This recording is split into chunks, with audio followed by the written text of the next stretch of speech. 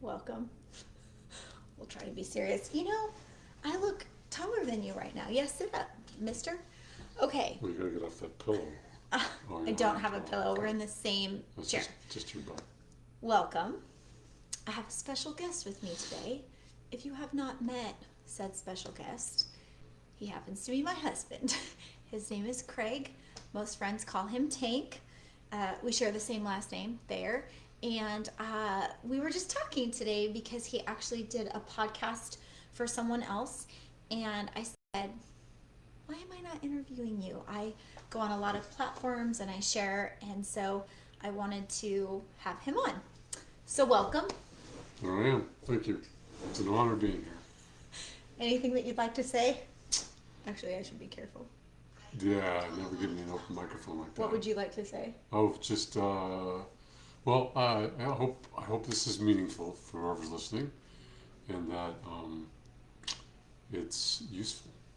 Awesome. Okay, it says our thing is too slow, so I'm gonna close some pages so maybe we'll have faster internet here. So the reason I actually wanted Craig on today, he does a lot of pretty cool things, but there's one specific reason I wanted him on today. So I won't really talk about your background or any of that. I'll let you kind of share what you want. But um, Craig actually talked about a dream that he had at least 15 years ago.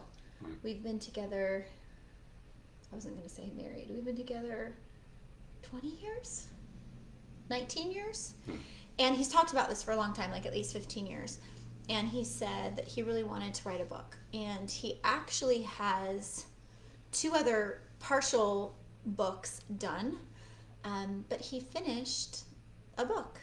And he published it in December. And so I wanted to just share and talk about that. So do you want to share like how the book came about, why? Yeah. So I don't know. Over probably 15 years ago, my grandmother, who is a step grandmother technically, so she's um, 2 years younger than my mom. She's a So, step. yeah, she's We're just a But she messy was the family. only adult that really lived through graduation of high school, graduation of college, marriage, divorce, med school, residency, and remarried, and then 5 kids. So, For you. for me, yeah. Yeah. So, and she just would say, you need to publish uh, about your life because it's inspirational. And so it kind of began that way, but then it's interesting how things get molded. So then it became when I looked at a photo that I wanted to include in my life story, which is really about miracles in my life that I have seen. So if you look, you can see. If you listen, you can hear, right? So, but if you don't, then you miss these things. So that's the book. So it's about, I mean, even from before I was born, it's a miracle potentially that I was even born. So that's where the book starts, after the dedication of my grandmother, of course, which then has two miracles in that too, in photo. You can't give away the book. I'm not going to You give got away it. the You book. can tease, Anyway, but so, you can't. yeah, I almost left those out, and I'm like, oh my gosh. So, um, but it's evolved from, okay, I really want to unite America, reunite people, to our moving, which was about that in a Facebook post that created that move and where to move to. And then, That's a story for another time. That's not in his book, yeah, but not in my book. it is about So uniting this is kind of people. behind the scenes of this. Yeah. But then a photo from a trip to Haiti that had a UN helicopter in the background. And so it had, if you look closely, my head blocking the ED on United. And on the far right of the helicopter that landed a U, Unite, Shun. And so I just felt like a calling that I need to unite people, humanity, countries, everything. We're so divided right now, which is also part of the reason why I found this job in Georgia. So He actually has that photo in here. I can't show it really close, yeah. but I'll see if I can get a good graphic for you. That's actually a UN helicopter out. So just these signs that you could ignore, but then have popped up, and I'm like, okay, how am I going to do that? I'm going to just go around talking about inspirationally about the book, and the reality is, it became obvious to me that it's not just about people, but it's about God and Jesus and how I see these miracles in my life that are still here today that can't be argued. And there's some photos in this book that you can't explain the light. So, and other things. So over time it's been, and then writing the book, which took 15 years from the thought, and then a year and a half of the logistics of getting it done. Thank you, Hillary, for putting up with me, my editor. But yeah, so it's funny how it's evolved in my brain that it's a bigger picture of uniting people through Christianity. So I want to share. I've never opened the hardcover because I got an early edition. Oh, soft. But I prefer a physical book. If you follow me, you know I have a book problem. But I got the early Kindle version because I didn't want to read it when he was in the creation process because I didn't want to influence what he was doing. But when he was at the very final editing stages, I read it. And so it didn't have the photos attached. So I just saw there's a photo of me in here. I was like, hey. Yep, snuck it in. And then the really inappropriate ones from Europe with one of our sons. Oops. So anyway, one of the things I want to say about this, being married to him, knowing a lot of his stories was, I was really surprised by the depth of some of them. I didn't know some of the details, and I truly have no idea how he didn't get arrested. And now, he got away with things, but just hilarious and fun, and I'm laughing. And then the next chapter, I'm crying because I just felt like I could identify with a lot of your stories. I think society, the most well-respected position is a surgeon.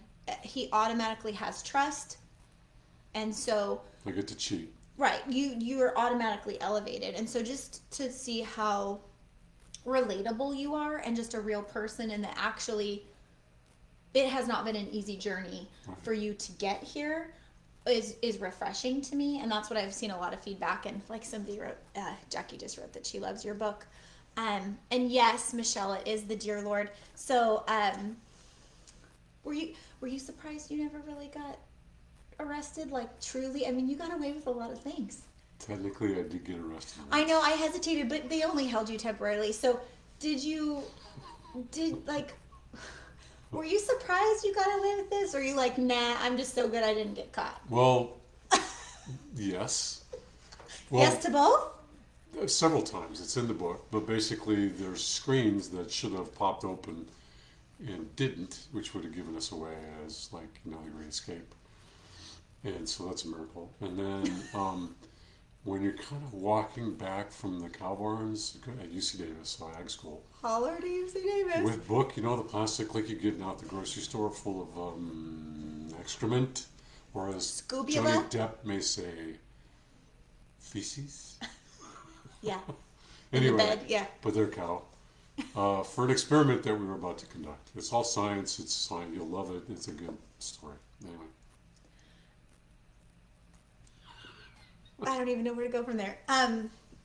What do you think was the most important story to tell? And you can't give it all away, but which chapter? So his book it all goes together, but there are different chapters that are independent stories and different things in his life. So what do you think was the most important, and why? I have to say, this story broke me down in a big way. It's the very first one.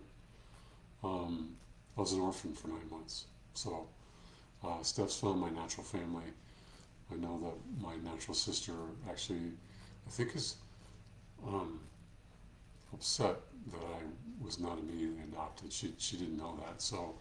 Oh, I didn't know that. Yeah, Sean was really upset. So, but my natural mom started a show, 6 months, moved to California, had me 3 months later, had me for 10 days, baptized me, and then gave me up for adoption. And that's really the miracle. And the reason why I say that's most important was a trip to Honduras on a medical mission trip. And we got to go to orphanages. And Ricardo Castro, our VP, hey, he knew the story, and he threw me under the bus. It's like in front of 25 of my friends from church. Hey, Craig, do you want to talk to the 60 kids out here about being an orphan? I'm like, oh crap. Be careful going on any mission because you will be put in positions where you are uncomfortable and God will stretch you. And this was one, I have a sidebar on that too. Right. So, Craig, we do a lot of medical mission trips, and he'll do close to 50 surgeries in about 4.5 days normally. Days, yeah. And I think this was the 7th or 8th year in a row. And I called up our friend Ricardo. If you're watching, I said, he can't go, which I can't actually do that, but don't tell Ricardo. I was like, he can't go. He's not going to go unless he gets a day out in the village and the community. Because what would happen is Craig wants to help everybody, which I love and appreciate. So people would know that he was coming. They would pre-line up who he would see the first day, so he's prepped. We should probably do podcasts on some of our mission trips because we've got some really fantastic stories. Yeah, but yeah. I said, no, he has to have a day in the village. And he's like, okay, I'll give him a day. So I've never been to any of the orphanages, which I'm a little bit jealous about. And so he takes him into town, into the villages, and then is like, okay, Craig, you need to talk to these orphans in a third world country. What would you say to them? Right. And it was really beautiful. What Yeah, did it's you still say? hard. Yeah. So, got on my knees because I'm 6'5", and these kids are a lot shorter, both by genetics and just age. And that luckily my group with me were behind me, so they couldn't understand completely what was going on when I was silent, couldn't speak. But I just looked at them and I said, I'm one of you guys. I was an orphan and I was adopted. And look where I am now today. I'm a surgeon. I heal people with ease. What a blessing. And there's hope for you guys. You will find a way with God to do what you need to do to live and be healthy. Okay, this is a leading question. Do you have to be a surgeon to be making impact in your community or for God? No, not at all. So what would you encourage people like finding your gift or living in your purpose, or like those orphan kids, like how do you go about what to be, what to do? For me, I was blessed. I was 16. I knew I loved helping people. I tutored blind students. I just had the Holy Spirit in me about just being a servant to other people. How did I want to do that? I like working with my hands. Junior year, I took anatomy physiology, and I knew I had to be a surgeon. So I think we know, or we have a feeling as we're growing up, that we have a gift at something, and you need to listen to that, and then follow that voice in your head. That for a third world country, it's learning English, and then being on a phone on an answering service that you can deal with businesses from America and make a great living. So it's as simple as that. Stay in the school. So, but I think all of us have a gift. You just have to figure out what it is. And it takes some people a long time to figure that out, but it'll happen. How do people get your book? Amazon. Go to Amazon, and if you just type in Craig Thayer saved, it should pop up, and you may have to go click on the book section first. But I think even if you do general select, or search, I think it just comes up. it just comes up. Yeah. Okay, so I don't want you to tell too many of the book stories, but do you want to?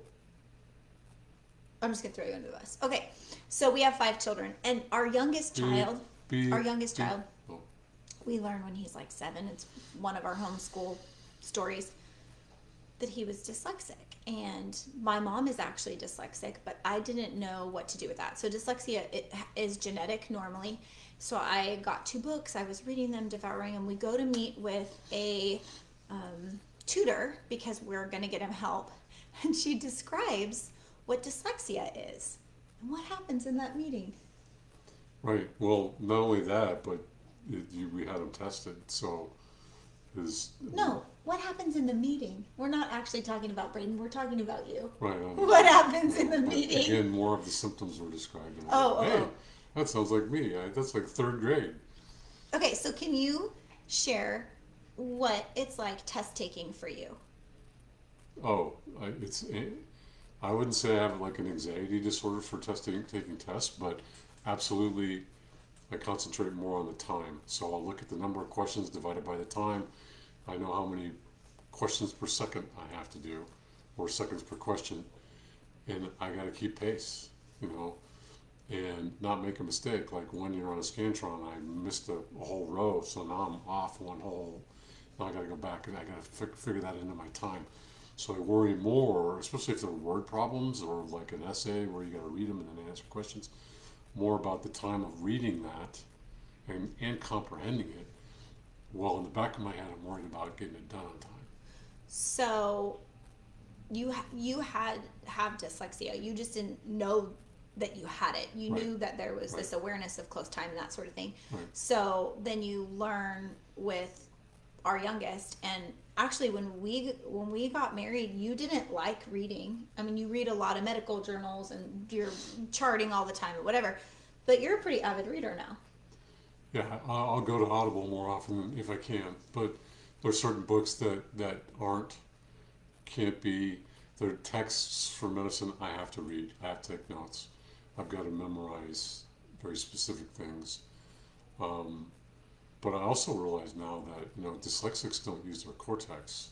So normally when you read, you're using your cortex, which can process about 250 characters a minute, and then but your deeper brain can go much faster. So I think my logistics and reasoning, which has been proven in a test called CRT, which just happens to be my initials, but when you have to slow down your processes to think, you think quicker and more accurately. So it's like if I'm in a surgery and suddenly someone's been shot and now you're trying to follow the path of the bullet and you pull something aside and now something squirts in your face and it's blood, you got to do something about it. So that thought process is quicker for me, luckily. I the conversations Sorry. that you have when you're married to a surgeon, Okay. just so you know, Poop and squirts in your face. he his buddies too, because they have these dark sense of humor. Anyway, I digress. Um, is there another book in your future, do you think? Yeah, I think so. I didn't tell him the questions I'm going to ask. He's going to love the next one. Yeah, is there going to be another book, do you think? Yeah. Well, after I do the Audible, He's and working then on the that. survey was 100% do the Audible. There was one person who was a high school buddy of mine who I really admire and respect. I won't throw him under the bus as far as his name. So, although he's a super guy, was no, you should hire like Coyote, Bob Coyote, I think it is. He's got a super voice, I agree. Or my ideal, if I could get the Texas drawl down, would be Sam Elliott. But anyway, I digress. Okay. So another book? Yeah. Is there another book? Because I'm like, you didn't tell this story, and you didn't tell this story. You have some good. No. Yes. So the book is a great example of how I've taken pain to purpose. Some people would say cup half empty. I'm saying half full. All these things were done or happened to me purposely to make me a better person to do what I do. More recently, we decided to move out of California. And I say this in the book. There's a glitch, right? So there was a glitch. I mean, we watched other couples move to Texas. One was a fire cap, and she moved ahead 6 months before he was done retired. We swore we would never separate. It was really hard for our friends. Yeah, and So we said, we move, and there's a glitch, and now I got to stay at the hospital to another 3 to 4 months to do some stuff, and then so I'm not with you. and life just wasn't, you make a plan and God laughs. Life wasn't the plan that we had, and so that was a very hard season. And that's kind of when the book really, you were like, it is time to do this book. So the cup half full is I got to be there for my youngest daughter announcing her pregnancy and saying, I've got this handled, Dad. This is no big deal. I've already gotten through one. She's 4 now. Look how good she's doing. And then she goes to her OB and she comes back and goes, oh, no, I got twins. I guess I was wrong. So And they're so they're now awesome, 10 by the way. months old, yeah. So They're 11 months old now. 11 months, yeah, she's still kicking butt. So to being there for my grandmother's death. I mean, the last 2 weeks of her life, I was there at bedside. To give her hospice care. And hold her hand. Okay, so I have another question that you don't know I'm going to ask. What are you going to do with this? What's next? Like, what would you like to see come out of this? And I know the answer, so you can't fib me. I mean, you can't. I'll just call you out. I mean, I say it at the end of the book, but not in the detail that I'll say to you guys. So you'll hear it first. Vision that you don't put in writing dies. Habakkuk 2:2 in the Bible. Yeah. So many of the people in that verse, but my biggest vision is that people read this book, they see the inspiration, they see the hope, they get me talking about these stories to people to unite them, to understand we all bleed the same, that whether you're Democratic or Republican, we're people, let's love each other. No, I sound like some weird guy from the 60s, but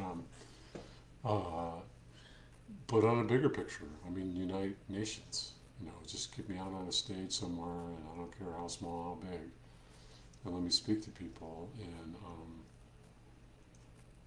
unite them through God. I'll brag on him for a second.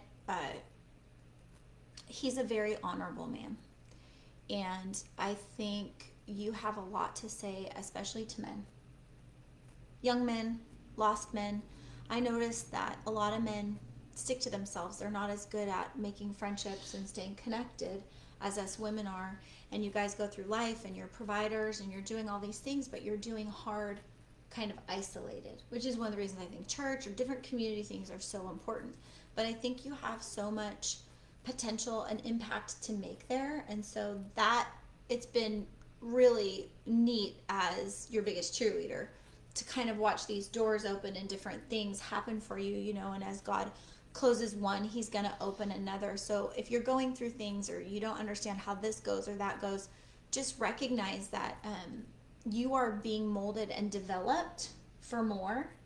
And I thought maybe you could share the 10X story, because it's just a behind the scenes of how this book came about. So can you say why we went the whole back up a little bit on it? This whole process has been really humbling to me, because who am I?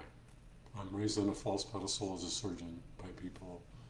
Who am I to even think about these ideas? I mean, this is craziness, right? So, but there are signs that I see that I can't dismiss. Grant Cardone's 10X conference, purely, about business leadership and how to make money, but I glean things in my own world. Well, we actually went for the health coaching side of our business, right, for personal development, and we went with others, and it was very good, and it was not at all what we expected. Right.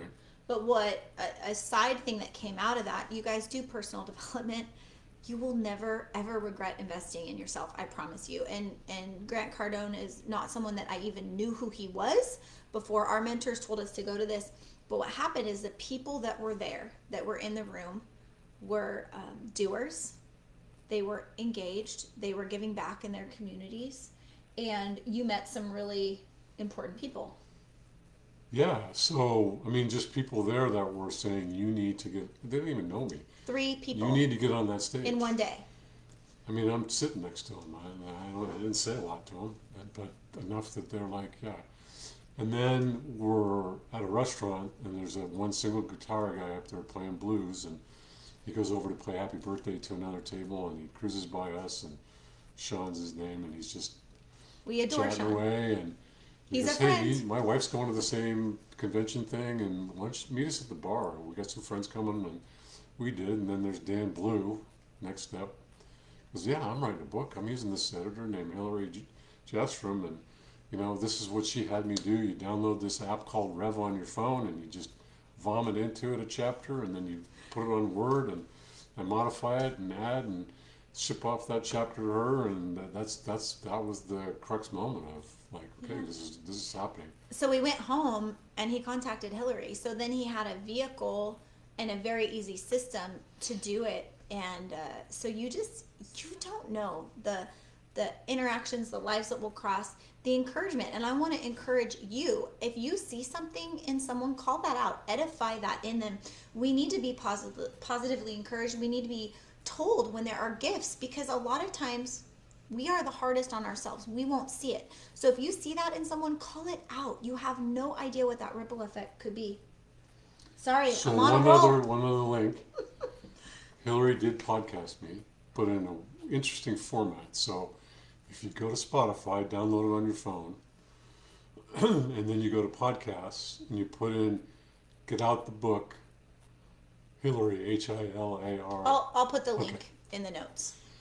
You'll see the podcast. You'll find out what my favorite song is. You'll find out what my most inspirational song is, and you'll find out about a song, because she asked me questions about the book, but she also based it around music. Yeah, which is really a fun way to it's interview. Fun. So if you want to hear kind of a fun podcast. So I kind of went all over the place.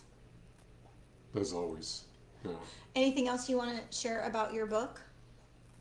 No, just I hope that you guys, I mean, the other humbling thing is just the response. I mean, people writing back about what they found in it. And I mean, I've had nurses from the hospital that I was at that just like, oh my gosh, even from identifying with the trip that I took with Nico to France. That's our oldest son. Germany, like they had done something similar. I'm like, wow, okay, yeah, it's a lot of people. So there's a few things that you can do to stay connected. So one, you can get the book. I'll put the link. See if I can make this work with the TV or the camera. I know, I'm horrible. I have a microphone in the way, sorry. You can buy the book, always awesome. Give a review, very helpful, on Amazon, on Goodreads. Look for, he's working on the Audible right now. You can follow him on social media. You can find him as Craig Tank Thayer, and our last name is spelled T as in Tom, Hayer. So those are all great places to connect with him. She tried to screw that up. It used to be just Tank Thayer, and then, which everybody knew me by. And then she goes, well, no, you need to change your identity now that you're a health coach. You need to be she serious. Put Craig, and all these people complain, where's Tank? So now it's Craig Tank there, so everybody can find me. So Our church community, our health community, they all call him Tank. Nobody calls him Craig. So if you want to call him up, which I think his number is in here, isn't it? I know the Or just email. the email? Yeah. Your email's in here. Oh yeah, somebody told me today that they emailed you actually about the Yes, they book. did. Yeah. So you can contact him that way as well. And thanks for listening to us. Yeah, definitely. Thank you guys for your time. You should come on and hang out with me more often. Okay. What a great idea.